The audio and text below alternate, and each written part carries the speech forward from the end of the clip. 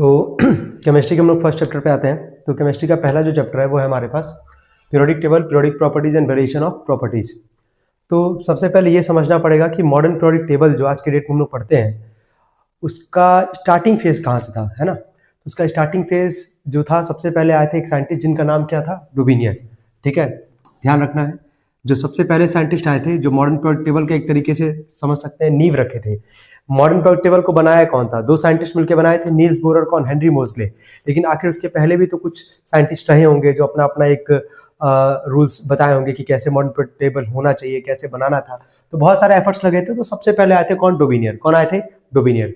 डोबिनियर का कहना ये था कि सबसे पहले इस टाइम पे ये समझना कि डोबिनियर जब अपना ये पीरियोडिक क्लासिफिकेशन दे रहे थे, पीरियोडिक टेबल बनाने की कोशिश कर रहे थे, उस टाइम पे लगभग 30 एलिमेंट डिस्कवर्ड था, है ना। और जो 30 एलिमेंट डिस्कवर्ड था हमारे पास, उसको डोबिनियर ट्रेड के फॉर्म में रख रहे थे। ट्रेड का मतलब क्या होता है, ट्रेड का मतलब होता है group of 3 elements. Group of 3 elements मतलब हर एक ट्रेड में कितने एलिमेंट रहेंगे, 3 एलिमेंट रहेंगे। ठीक है, तो उनका ये कहना था कि हम ट्रेड में रखेंगे एलिमेंट को, जो पहला और जो तीसरा वाला एलिमेंट होगा जो उसका एवरेज मास निकालेंगे वो बीच वाले के इक्वल आएगा। ये किसका कहना था, डोबिनियर का कहना था। और डोबिनियर और इसके बाद जो साइंटिस्ट एक आए थे, न्यूलैंड्स, ये दोनों ध्यान रखना है कि दोनों के दोनों साइंटिस्ट जो है जो मॉडर्न पीरियोडिक टेबल जो बना रहे थे वो एटॉमिक मास के बिहाफ पे बना रहे थे। ठीक है, और जो मॉडर्न पीरियोडिक टेबल बना है वो हमारे किसके बिहाफ पे बना है, एटॉमिक नंबर के बिहाफ पे बना है। तो सबसे पहले नींव रखे थे डोबिनियर, किस फॉर्म में रख रहे थे एलिमेंट्स को, ट्रेड के फॉर्म में। ट्रेड का मतलब क्या होता है, ग्रुप ऑफ क्या, 3 एलिमेंट्स। तो समझ में आई रहा होगा हम क्या बोलना चाह रहे हैं। ग्रुप ऑफ 3 एलिमेंट का मतलब क्या है कि 3 एलिमेंट रहेगा, जो पहला और तीसरा वाले का जो एवरेज मास रहेगा वो बीच वाले के क्या होगा, इक्वल होगा। तो सबसे पहले ट्रेड में आया कौन, लिथियम, सोडियम और कौन, पोटेशियम।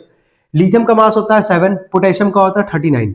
अगर एवरेज मास निकाला जाए, एवरेज एटॉमिक मास निकाला जाए, तो पहले और तीसरे वाले को जोड़ते हैं, 7 + 39 अपॉन में आ जाएगा 2, यह आएगा 46 अपॉन में 2 कितना आ जाएगा, 23। तो एग्जैक्ट सेम निकल के आ रहा था, है ना। तो डोमिनेट जो पहला ट्रेड रखे थे, जो 3 एलिमेंट रखे थे, लिथियम, सोडियम और पोटेशियम, उसमें एग्जैक्ट बीच वाले का वही मास आ रहा था जो कि पहले से एग्जिस्ट कर रहा था। सोडियम का मास 23 था, तो लिथियम और पोटेशियम का एवरेज मास निकाले तो सोडियम के इक्वल आ गया। तो चलो, कॉन्फिडेंस आता ना, जब एक बार कुछ सही कर लोगे तो फिर आगे बढ़ता है। तो सेकंड ट्रेड में गए, सेकंड ट्रेड में रखे कैल्शियम, स्ट्रोंटियम और बैरियम। नाम अगर सिंबल नहीं पता हम लिख दे रहे हैं, सबको 30 तक एलिमेंट याद होना चाहिए कैसे भी। स्ट्रोंटियम, Ba सिंबल होता है बैरियम का। अब यहाँ पे 3 एलिमेंट कौन कौन है, कैल्शियम, स्ट्रोंटियम और कौन, बैरियम। अब जरा इसका एवरेज मास निकालते हैं। ठीक है, कैल्शियम और बैरियम का देखते हैं क्या बीच वाले की इक्वल आएगा कि नहीं। स्ट्रोंटियम का कितना होता है, 88, निकालते हैं 40 + 137 अपॉन में 2, यह आ जाएगा कितना, 177 अपॉन में 2, यह आ जाएगा 88.5। अब ध्यान से देखना, क्या यहाँ पे 88.5 आ रहा है एवरेज मास, और ये कितना आ रहा है 88। तो कहीं ना कहीं 0.5 का डिफरेंस यहाँ से आना चालू हो गया। ठीक है, लेकिन फिर भी ये हिम्मत नहीं आ रही है कि चलो 0.5 का ही डिफरेंस है, उससे कोई फर्क नहीं पड़ेगा, एक और ट्रेड बनाए। ठीक है, एक और ट्रेड बनाए, और एक और ट्रेड में कौन कौन सा एलिमेंट था, क्लोरीन, ब्रोमीन और कौन, आयोडीन। चलिए ट्रेड 3 पे आते हैं हम लोग। तो ट्रेड 3 में 3 एलिमेंट कौन कौन सा था, क्लोरीन, ब्रोमीन और क्या, आयोडीन। अब इसका जरा एवरेज मास निकालते हैं हम लोग। जब जैसे इसका एवरेज मास निकालेंगे हम लोग, 35.5 + 127 अपॉन में आ जाएगा 2, जोड़ने पे कितना आ जाएगा ये 162.5 अपॉन में 2, डिवाइड करने पे आ जाएगा ये 81.25। अब यहाँ पे दिख रहा होगा कि होता कितना है ब्रोमीन का 80, और एवरेज मास आता है 81.25। तो क्या यहाँ पे दिख रहा है कि जो मास है वो अब सेम नहीं आ रहा है, बस केवल एग्जैक्ट मास कहाँ पे आया था, ट्रेड 1 में आया था कि सोडियम का 23 है, लिथियम और पोटेशियम का एवरेज मास निकालेंगे तो एग्जैक्ट सोडियम के बराबर ही आ रहा था 23। ट्रेड 2 में दिखा गया कैल्शियम, स्ट्रोंटियम, बैरियम, 0.5 का डिफरेंस आ रहा था यहाँ पे।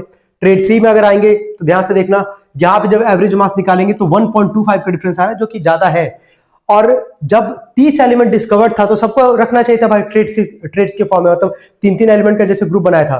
तो जब बात आएगा डोबिनियर के लिमिटेशंस का, है ना, तो ध्यान देना कि सबसे पहला काम ये कि जितना एलिमेंट उस टाइम पे प्रेजेंट था, लगभग कितना एलिमेंट डिस्कवर्ड था, 30 एलिमेंट डिस्कवर्ड था, सबको ये ट्रेड के फॉर्म में नहीं रख पाए, है ना। अगर रख रहे थे तो एक ट्रेड में 3 एलिमेंट, तो कितना ट्रेड बनाया, 3, तो टोटल 9 ही एलिमेंट को ट्रेड के फॉर्म में रखे।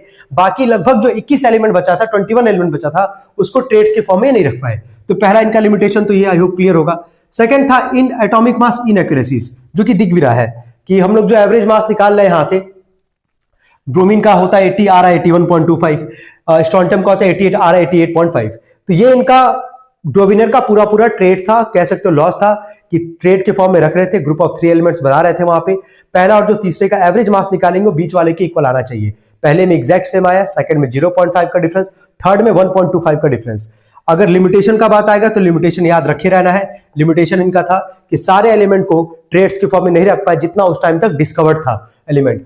और सेकंड क्या था हमारे पास, एटॉमिक मास क्या, इनएक्यूरेसीज। चलिए इसको यहां तक नोट करके सब लोग याद करेंगे जल्दी।